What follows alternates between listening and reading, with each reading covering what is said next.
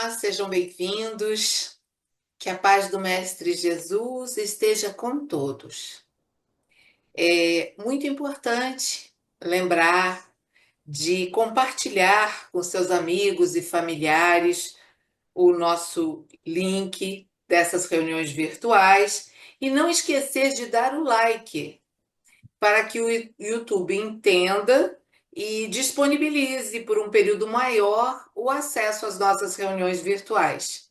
Ao darmos o início agora na nossa reunião virtual, nós esclarecemos que, na maioria das vezes, dos dias, os nossos estudos são baseados em dois livros: o Evangelho segundo o Espiritismo e o Livro dos Espíritos. Nesta oportunidade, no dia de hoje, estudaremos o Evangelho com o tema A Melancolia, do capítulo 5, item 25.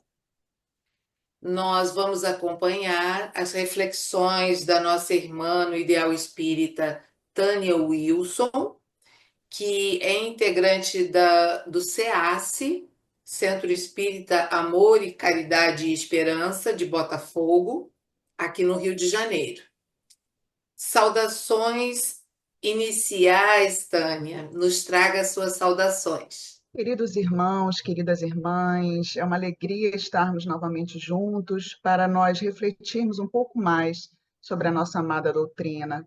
Que se sintam todos e todas fraternalmente, carinhosamente abraçados. Muito obrigada, Tânia. Damos continuidade à nossa reunião, fazendo agora a leitura inicial da mensagem Ilusões e Desilusões. Faça-se em mim segundo a tua palavra. Jesus, no Evangelho de Lucas, capítulo 1, versículo 38. A cada dia que vivemos, seja a nossa primeira tarefa olhar em torno de nós para somar as bênçãos que nos são concedidas. Hão de pensar alguns que a vida só desilusões lhes ofereceu até agora. Todavia, amigos, indagamos: o que é uma desilusão? Em geral, prendemo-nos aos nossos desejos, nossos sonhos, nossas esperanças, sem nos determos em analisar se os mesmos estão de acordo com as leis divinas de justiça, amor e caridade. E quando, em função dessa mesma lei, eles nos são negados, dizemos-nos então desiludidos. Nem por um momento nos ocorre que o não da vida funciona muitas vezes como um instrumento de proteção a nós mesmos. Consideramo-nos igualmente desiludidos com os que não nos agradecem os pequenos ou grandes favores, ou com os que não reconhecem nossos esforços ou o bem que lhes proporcionamos. Concluímos assim que as nossas desilusões são frutos da nossa limitada visão a respeito das pessoas e dos fatos. Não nos desiludiremos se observarmos que tudo o que fazemos pelos outros são bens que voltam como créditos especiais a nosso favor no futuro que nos aguarda. Nossos desejos, se submetidos à vontade do Pai, melhor se ajustarão à nossa capacidade de realização, porquanto tudo que estiver além das nossas limitações terminará por nos trazer sofrimentos. Aceitar, portanto, os nossos limites é uma forma de construirmos a nossa paz. Não deveremos esperar proveitos maiores do que nos sejam permitidos. Olharmos a vida aceitando-a exatamente como nos é oferecida. Vigiarmos nossas atitudes para que não sejamos instrumentos de desarmonia. Não menosprezarmos as oportunidades de realizar o melhor ao nosso alcance. Esta é a melhor forma de viver. Sejamos surdos, portanto, às afirmativas tolas. Busquemos os meios de nos aperfeiçoarmos, mas compreendamos que nesse estágio em que se encontra o nosso mundo, ainda não existem criaturas que mereçam uma existência plena de alegrias. Só paulatinamente alcançaremos o resultado de nossos esforços. Deixemos, pois, de lado queixas e temores e caminhemos firmes, avançando sempre sem nos determos a olhar o dia que passou. Jesus nos convoca ao trabalho. Não importa que sejamos os trabalhadores da última hora, desde que não nos faltem boa vontade e disposição de servir. Não se desiludem os que se entregam nas mãos do Senhor, repetindo as palavras de Maria, a Mãe Santíssima, ante o anjo da Anunciação. Eis aqui a serva do Senhor. Faça-se em mim segundo a tua palavra. Mensagem de Aurélio, do livro Evangelho e Vida, capítulo 19, Brunilde Mendes do Espírito Santo, Lar de Teresa. Assim, queridos amigos, companheiros de ideal espírita, vamos fechar nossos olhos, aquietar nosso coração, elevar nosso pensamento a Deus, ao nosso amado Mestre Jesus e aos bons espíritos que acompanham este trabalho, que eles possam, neste momento, estar aqui conosco, acompanhar e iluminar as reflexões de nossa companheira, a Tânia, e que possamos ter o melhor entendimento dessas palavras, que os bons espíritos estejam entre nós, nos trazendo paz e tranquilidade neste momento. Que assim seja. Passamos a palavra agora à nossa querida companheira Tânia Wilson. Tânia, é com você. Gente querida, vamos então lembrar, como já foi anunciado, qual é o nosso tópico hoje trazido à reflexão. Nós estamos estudando o Evangelho segundo o Espiritismo, capítulo 5, que é Bem-aventurados os aflitos, o item 25, dentro das instruções dos Espíritos, cujo título é A Melancolia, de autoria de François de Geneve. E eu começo com algumas questões para a reflexão de você que nos ouve. O que é melancolia para você? Não é um termo hoje muito comum. Então, o que você entende por melancolia? Você se considera, partindo desse conceito que você talvez tenha, uma pessoa melancólica? Já se sentiu melancólico em algum momento? Quando isso aconteceu? Havia algum motivo concreto para essa melancolia, para esse estado emocional? Ou ele surgiu sem nenhuma causa aparente? Como que a melancolia, se instalando em seus afetos, em seus sentimentos, afetou sua vida? Interferiu ao ponto de você requerer ajuda especializada? Ou foi um estado emocional passageiro que passou por si mesmo? É muito importante em todos os temas, em tudo aquilo que a gente vai refletir, que a gente, no primeiro momento, traga esse tema para nós, para a nossa vivência, para a nossa realidade. E fazermos questões, muitas vezes, nos ajuda a entender melhor o conteúdo que vai ser apresentado. Então, a melancolia não é um termo muito comum nos dias de hoje. Tristeza e depressão são mais comuns.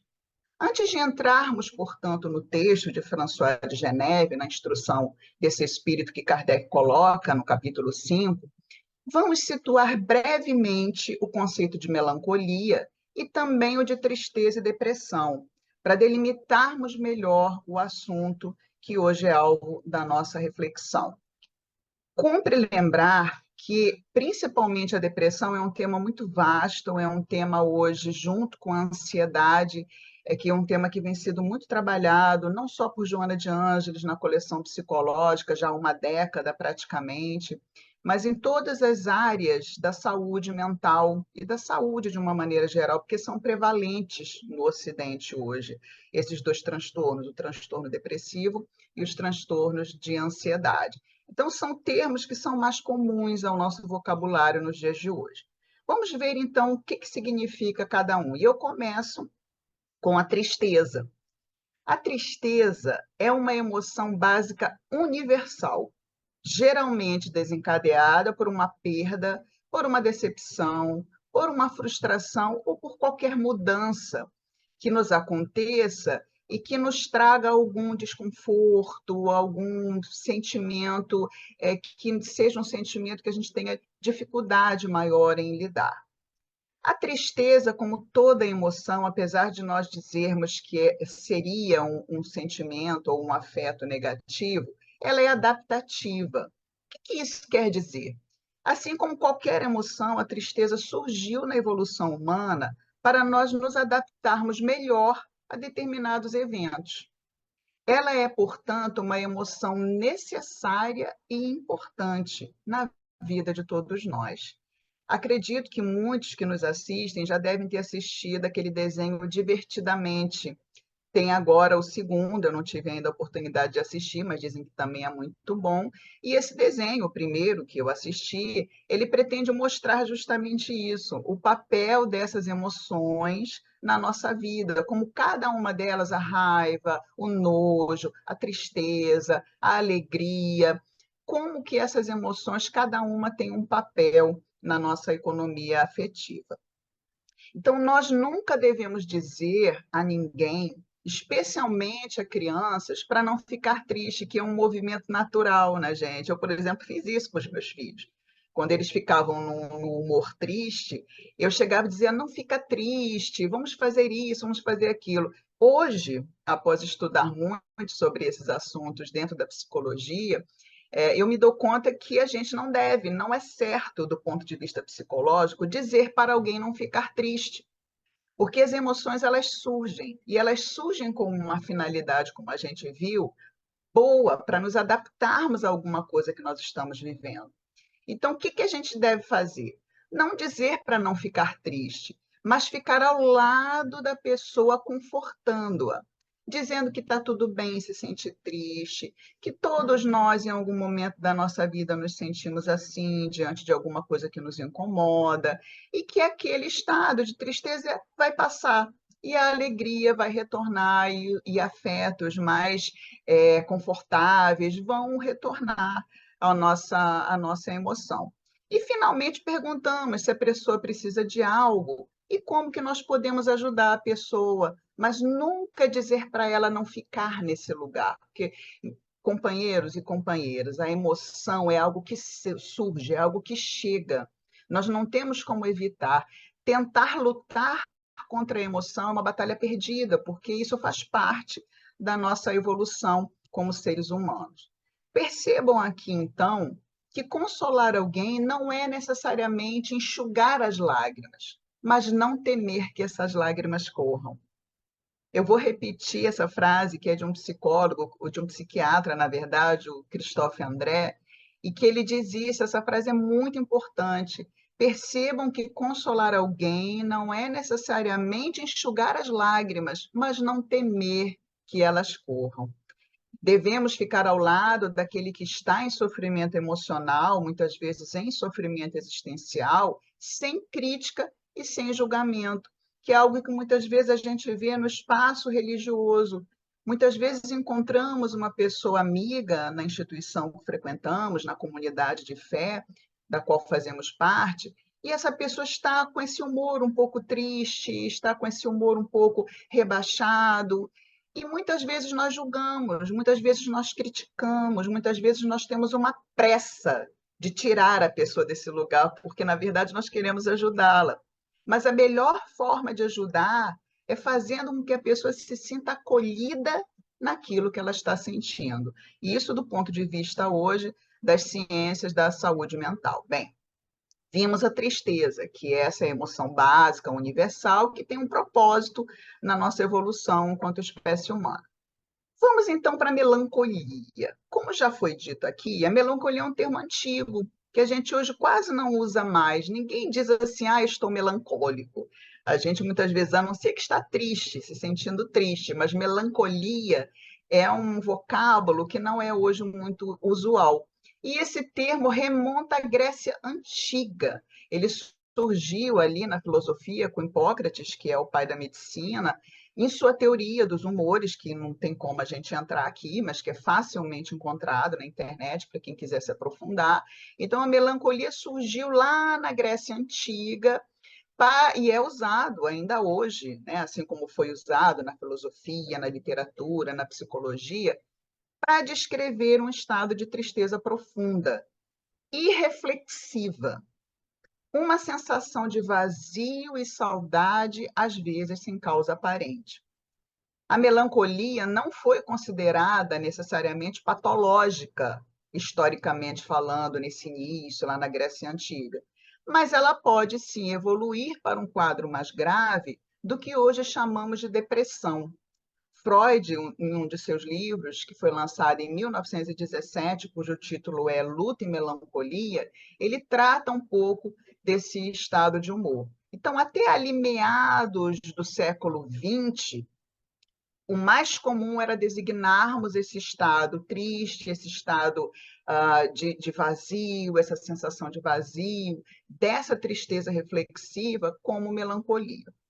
Até que, no século passado, ali meados do século passado, a depressão surgiu como um termo que se consolidou na área da psicologia, da psiquiatria, nas ciências que estudam a saúde emocional e mental dos seres humanos. E foi um psiquiatra, o Emil Kraepelin, que popularizou esse termo depressão para descrever um estado patológico de humor rebaixado, que afeta a capacidade de funcionamento do indivíduo. Então, repare que há uma diferença entre tristeza, melancolia e depressão nessa abordagem que está sendo trazida.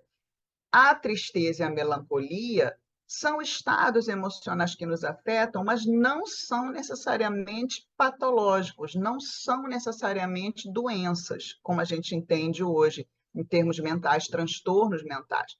A depressão é diferente, a depressão requer um diagnóstico e requer um tratamento, muitas vezes envolvendo a psicoterapia e a medicação, muitas vezes combinadas.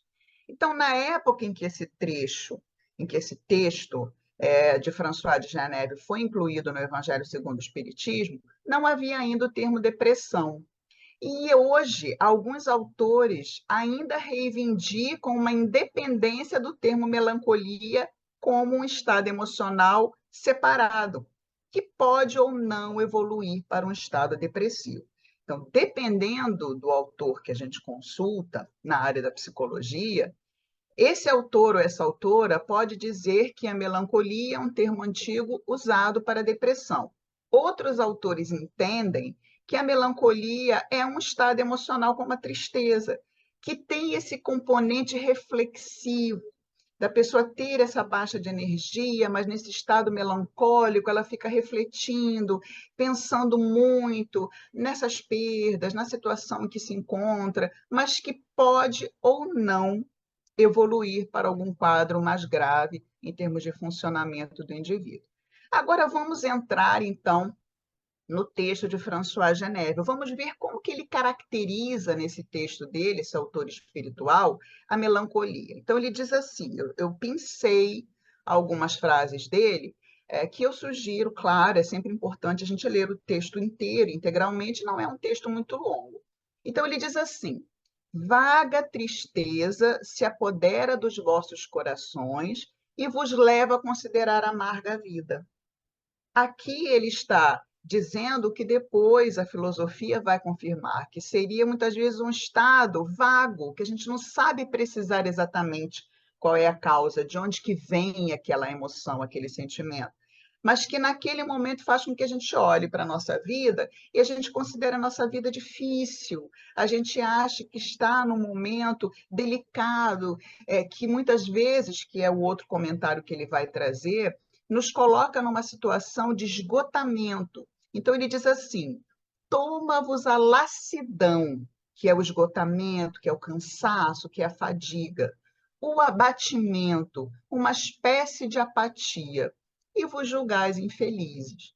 Então, essas características que François Geneve traz aqui, tanto se aplicam ao que a gente viu de conceito da melancolia, quanto à depressão. Que vai diferenciar, vocês podem estar se perguntando, para a gente saber o que é melancolia, o que é depressão, o que é tristeza? A frequência, a intensidade com que essas características se manifestem é que vai determinar se é um estado patológico ou não. Quando a gente faz uma procura no Google, por exemplo, de sintomas da depressão, a gente vai ver lá que a orientação há uma listinha de sintomas, que a gente não tem espaço aqui para trazer, mas que também vocês podem procurar para enriquecer aí o conhecimento, e que diz lá, o indivíduo precisa apresentar tantas características daquela listinha, tantas vezes num determinado período de tempo. Então, reparem que é a frequência e a intensidade em que vão se manifestar. Eu estar num estado melancólico, como ele descreve aqui, essa vaga tristeza, o sentimento de lassidão, um abatimento, pode não interferir na nossa vida cotidiana. A gente fala de funcionamento de vida. Então, eu trabalho, eu dou conta das minhas obrigações, mas fico com aquele humor, com aquela emoção de humor um pouco rebaixado. Qual é a originalidade, queridos irmãos e irmãs, desse texto colocado no item 25? A originalidade dele é apresentar para a melancolia uma causa que não consta até hoje em manuais filosóficos, psicológicos e médicos, e que tem a ver com a nossa cosmovisão espírita, com a forma como a doutrina espírita nos apresenta o mundo, as pessoas, os valores. E quais são as características básicas dessa nossa cosmovisão? Nós somos espíritos imortais reencarnados em processo de evolução. Então, nós não somos desse mundo, nós somos seres espirituais. A nossa verdadeira casa, a nossa verdadeira pátria é esse mundo espiritual que preexiste e sobrevive a tudo. E nós estamos aqui nessa vida encarnados num processo pedagógico, num processo de evolução, de progresso intelectual, de progresso moral, de progresso emocional, tanto individual quanto coletivo. Então, segundo o texto, a melancolia seria fruto da nossa aspiração pelo retorno a um mundo melhor, pelo retorno a esse mundo espiritual de que nós trazemos em nós uma vaga lembrança e também uma aspiração pelo reencontro com esses amigos que nós deixamos lá, uma ânsia de libertação, de retorno à convivência desses amigos e de retorno à nossa verdadeira pátria. Então, reparem aqui que o fato de nos sentirmos melancólicos e ser algo muito vago, isso faz todo sentido para nós. Ainda mais que, se nós pararmos para pensar, para lembrar, toda noite, quando nós dormimos, o que nós fazemos? Nós retornamos, né? O corpo dorme e o espírito se liberta, ainda que momentaneamente, para esse convívio, para esse contato com a realidade espiritual. E isso pode fazer com que, no retorno, diante de dificuldades que a gente esteja vivendo, diante de características e de contextos da nossa vida, que às vezes as provações e as expiações elas são muito desafiadoras, pode ser que a gente fique, então, com essa saudade, com essa melancolia, com essa tristeza, porque a gente quer voltar para lá, a gente quer estar o tempo todo na companhia desses amigos. Isso é uma explicação que faz sentido para nós que temos essa cosmovisão espírita, mas, infelizmente, ainda não é algo que a medicina, né, as ciências da saúde reconheçam, porque são materialistas.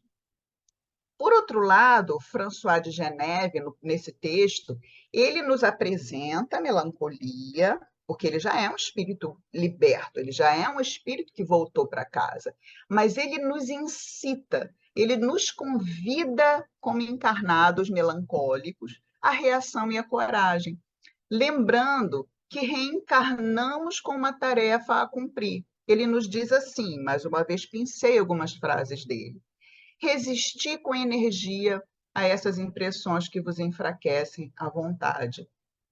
Tendes desempenhar uma missão de que não suspeitais, quer dedicando-vos à vossa família, quer cumprindo diversas obrigações.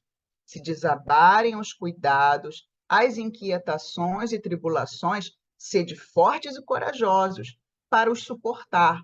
Afrontai-os resolutos, que é também o que ele está sendo dito aqui, esse convite à coragem, esse convite à ação, esse convite a nós olharmos para os nossos deveres e tentarmos atendê-los e tentarmos dar conta daquilo que nos chega na nossa vida, que é o conteúdo que nós vimos na mensagem inicial que foi lida, mostrando-nos que nós estamos aqui com esse propósito de aprendizagem. E como que as lições na nossa vida, na escola da vida, as lições chegam para nós? Problemas, dificuldades, situações que nós temos que superar nas mais diferentes áreas da nossa vida, na área familiar, na área profissional, no dia a dia, conosco mesmos, em termos de doença que nos chegue, de qualquer situação.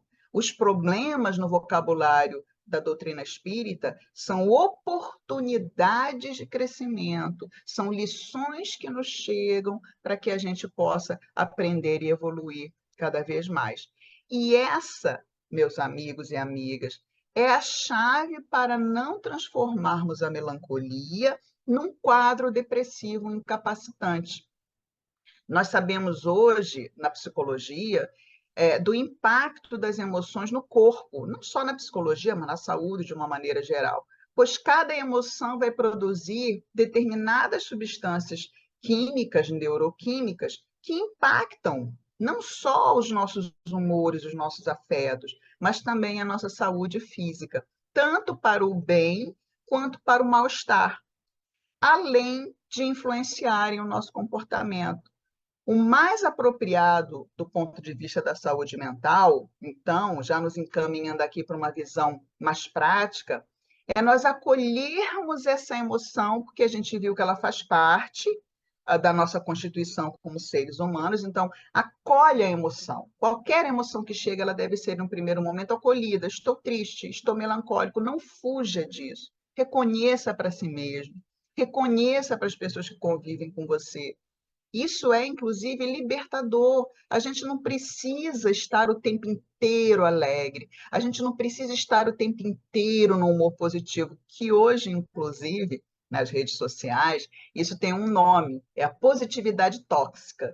Então, dá a impressão que o ser humano tem que estar o tempo inteiro festejando, celebrando, em eventos alegres. A vida não é assim. A gente sabe que a vida ela vem junto com o sofrimento que todos nós deveríamos enfrentar um dia. Quem nunca sofreu, porque jovem ainda, porque teve uma vida tranquila do ponto de vista material e emocional, um dia vai sofrer porque vai perder os afetos, vai perder avô, avó, pai e mãe, porque a morte, o envelhecimento, o adoecimento são coisas que fazem parte, como nós já vimos, são essas lições que nos ajudam a evoluir. Então, acolher a emoção que chega, que a gente chama de negativa, mas que a gente viu que não é negativa. Nós não conseguiremos evitar. Então, chegou a emoção, reconhecer que estou triste, que estou melancólico.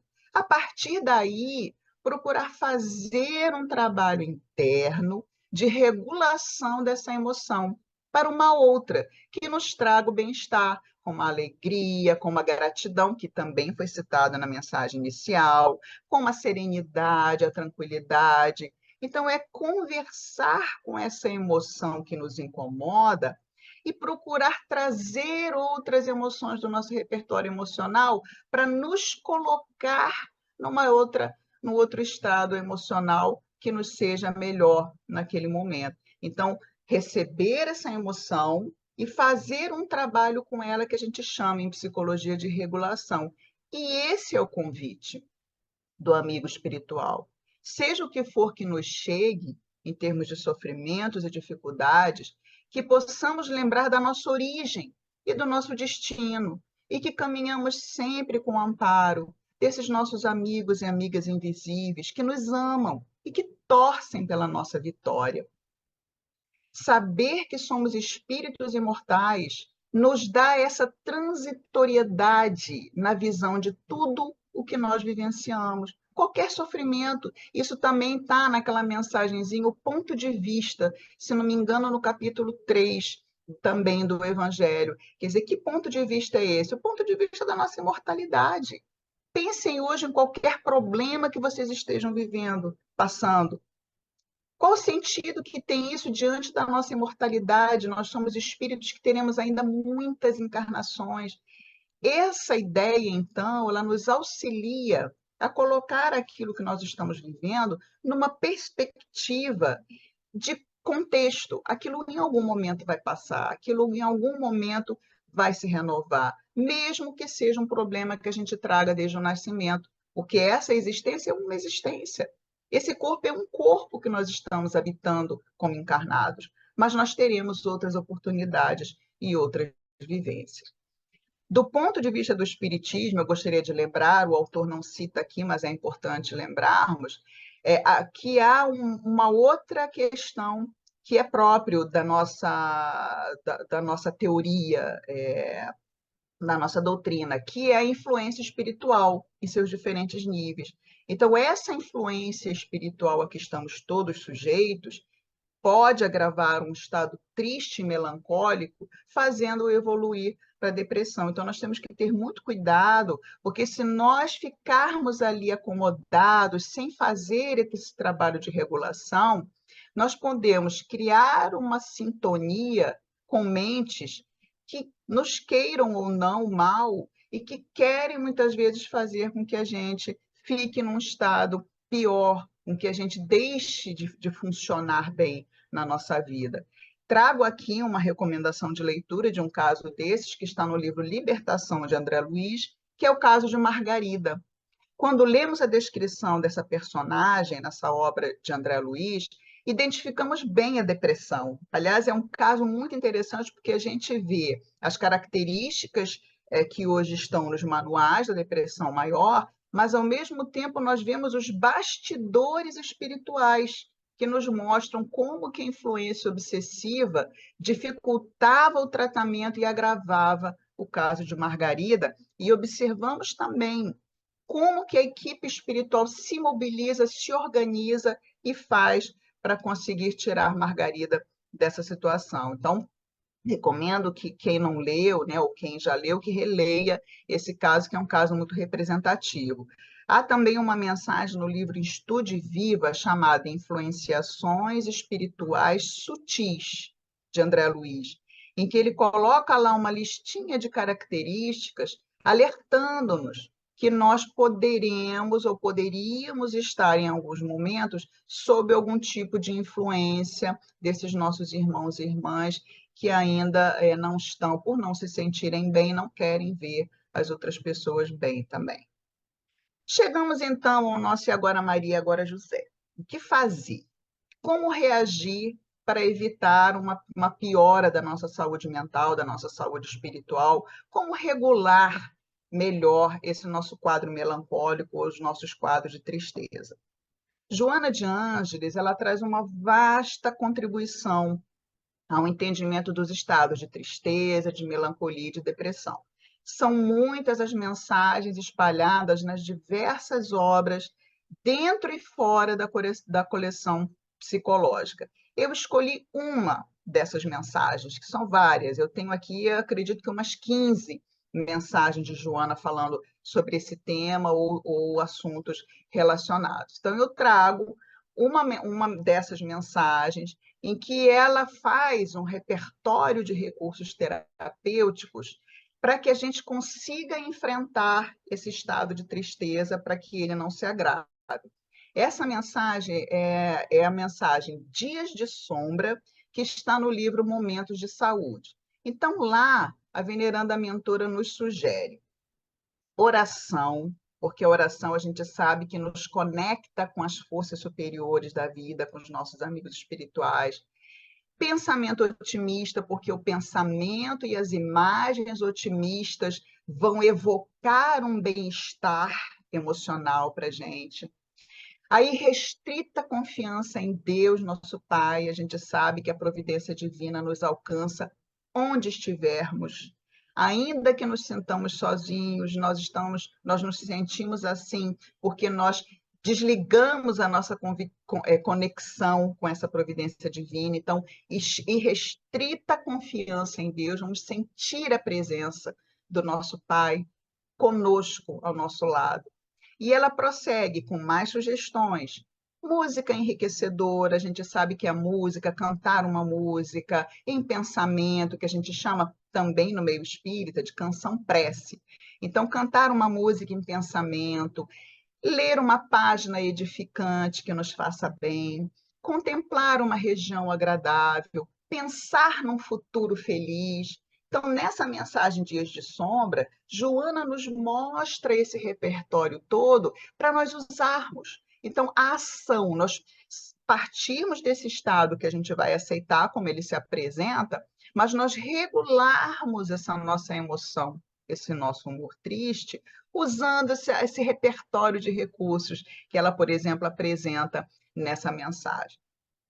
E se você já está numa situação de difícil reação e seus recursos terapêuticos espíritas não deram ainda o resultado esperado, querido irmão, querida irmã, não hesite em procurar ajuda profissional. Nessas diversas mensagens que eu citei de Joana, especialmente na coleção psicológica sobre depressão, sobre ansiedade, é uma recomendação que ela faz, que a gente procure ajuda especializada, caso a gente não consiga essa autorregulação por nós mesmos.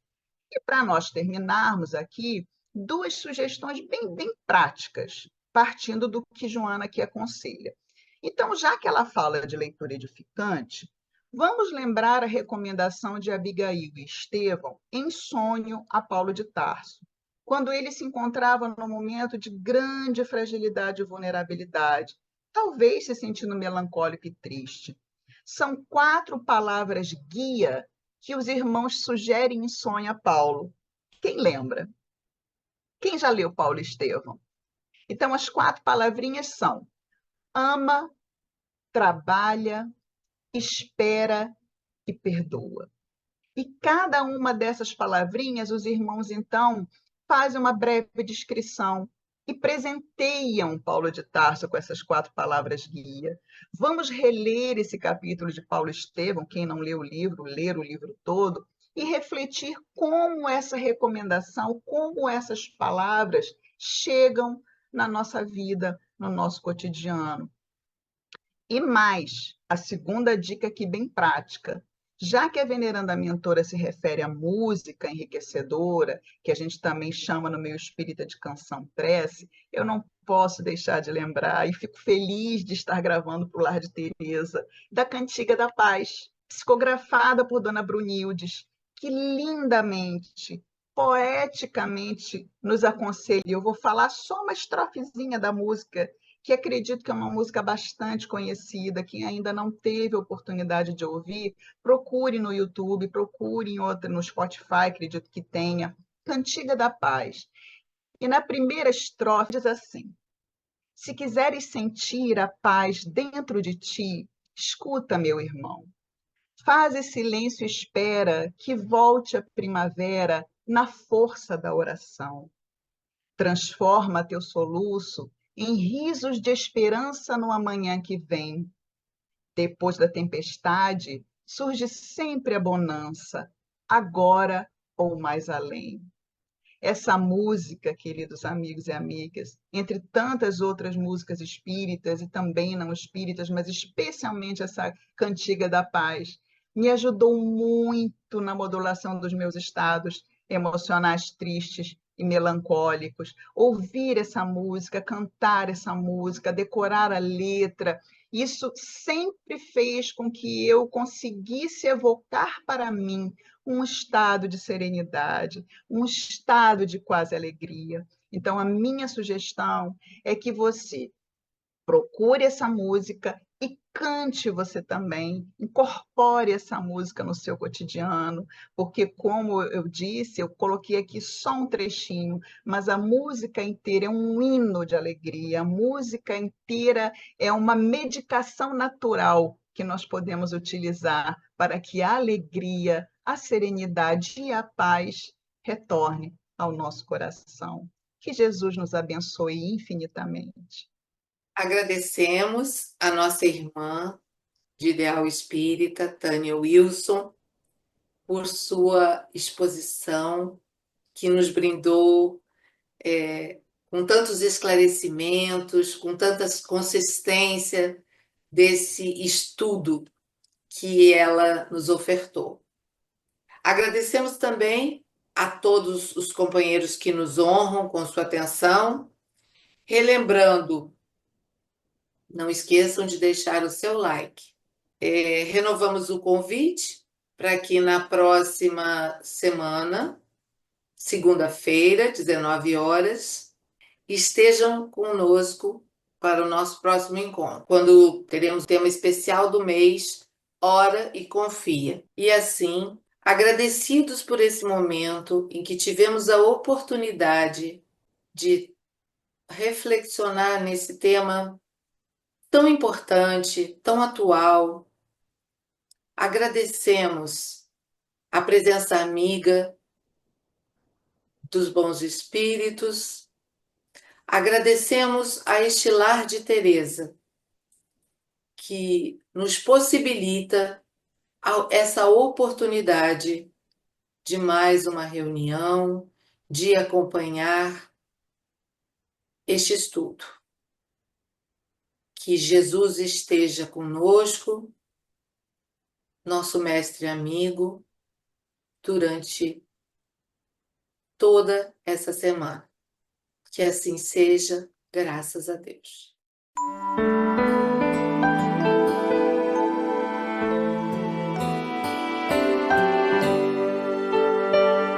Se quiseres sentir a paz dentro de ti, escuta, meu irmão, faze silêncio e espera que volte a primavera na força da oração.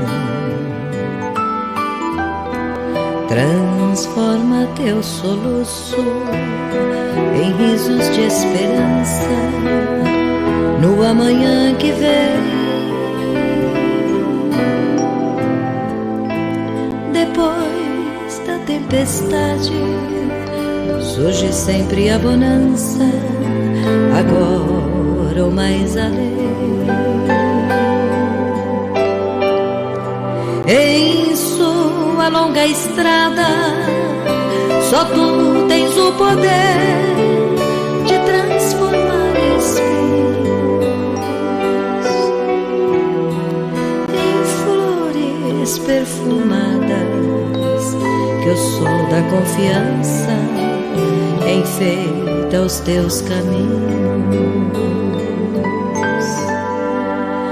Olhando em seu redor, verás que almas tristes te pedirão amor. Sua tristeza esquece, sorri, ampare e aquece, seja o irmão quem for. Sofrendo chuva ou vento, o trigo doura os campos, sem falar de sua dor.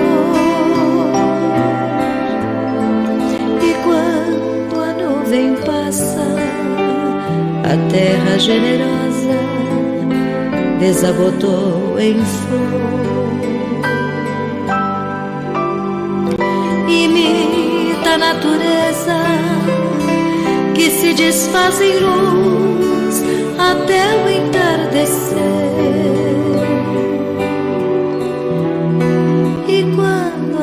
noite chega, no céu acendem estrelas até o amanhecer.